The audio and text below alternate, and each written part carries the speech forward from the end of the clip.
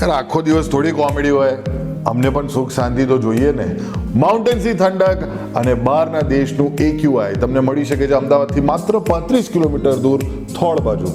હું છું અત્યારે એટ GPP1. સેલ્ફ સસ્ટેનેબિલિટીની વાત આજકાલ બહુ જ ચાલી રહી છે. એવી જ આ એક જગ્યા છે.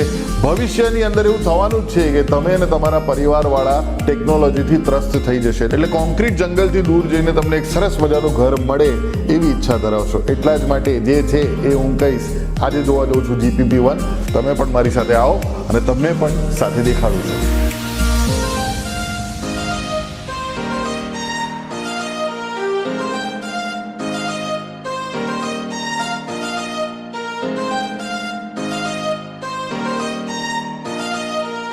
પણ તમે એકચ્યુઅલી આવી શકો છો at the amazing butterfly park અહીંયા GPPમાં. એટલે અહીંયા પર્યાવરણ સાથેનો જે સંબંધ છે એ બહુ જ સુંદર છે, કે જેની અંદર તમને બટરફ્લાઇઝથી લઈને જે આપણી હાર્ટબીટ્સ કહેવાય એક રીતે, સાથે સાથે પક્ષીઓ પણ છે અને એક અલગ જ મજા છે અહીંયા. તમે આવી શકો છો અને પોતે જોઈ શકો છો. તો આપણે જઈ રહ્યા છીએ અત્યારે ધ બ્યુટીફુલ ટનલ હાઉસ.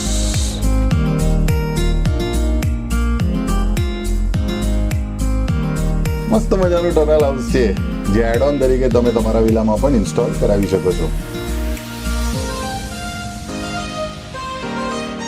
તો આવા ઘણા અઢળક એડ ઓન્સ છે જે તમને પ્રોવાઈડ કરી શકે છે GPP.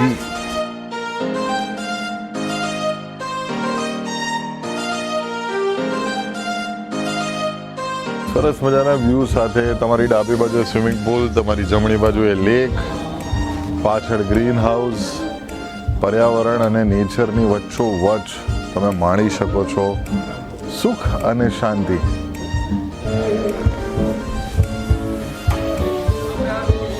તો એક્ઝેક્ટલી કેમેરાની ઉપર અત્યારે 1 કિલોવોટનો સોલાર પેનલ છે જે તમે નખાવી શકો છો એઝ એન એડ ઓન. પણ સાથે સાથે સોલાર ઇઝ ધ ફ્યુચર એવું કહે છે ઘણા લોકો, અને લોકોને ઇલેક્ટ્રિસિટી પણ બચાવવી હોય છે. અને આ જે સસ્ટેનેબલ પ્રોજેક્ટ છે આખો GPPનો, એમાં વાર્ષિક જે ખર્ચો થાય છે એને નેટ ઝીરો કરવાની જે સ્કીમ છે અને જે વિચારધારા છે એના કારણે એ બહુ જ અટ્રેક્ટિવ થઈ જાય છે કે જેટલો પણ ખર્ચો થશે પાણીનો, ઇલેક્ટ્રિસિટીનો, એ નેટ ઝીરો થઈ જશે.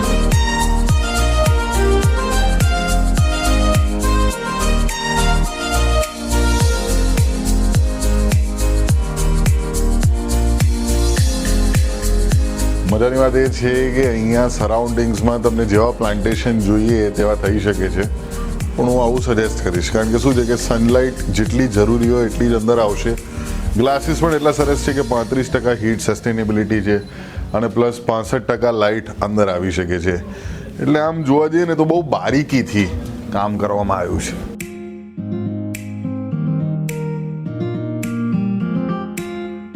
રસોડામાં કોણ હતું? હું હતો.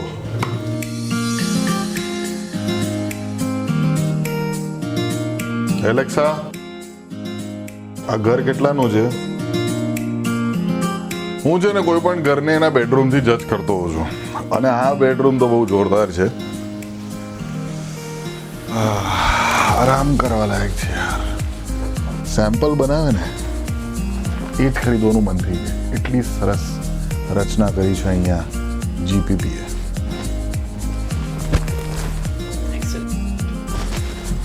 ચાલો બીજો રૂમ દેખાડો. અને આ છે કિડ્સ રૂમ. કિડ્સ રૂમની મજા એ છે, અને જે આપણે બધા મિસ કરીએ છીએ એ છે bunk beds. Bunk beds I really love them.